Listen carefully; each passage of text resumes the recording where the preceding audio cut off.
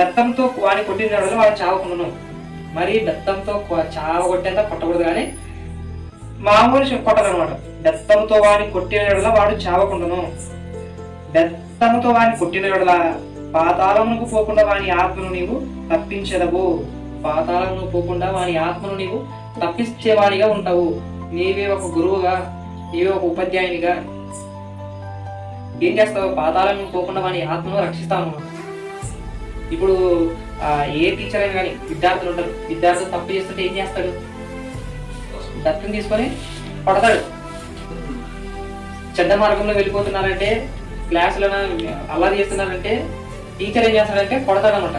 కొట్టి దత్తంతో కొట్టి వాళ్ళందరినీ సరిచేస్తాడనమాట. ఇలా ఉండకూడదు, ఇలా ఉండకూడదు, ఇలా ఉండాలి, ఇలా ఉంటే మీకు మేలు, ఇలా ఉంటే మీకు చెడు అని బోధిస్తాడనమాట. బోధించడమే కాకుండా శిక్షిస్తాడనమాట. అంటే సరైన మార్గంలో నడిపించే వారిని మనం గురువులుగా చెప్తాం. మంచి మార్గంలో నడిపించే వారిని గురువులుగా భావిస్తాం.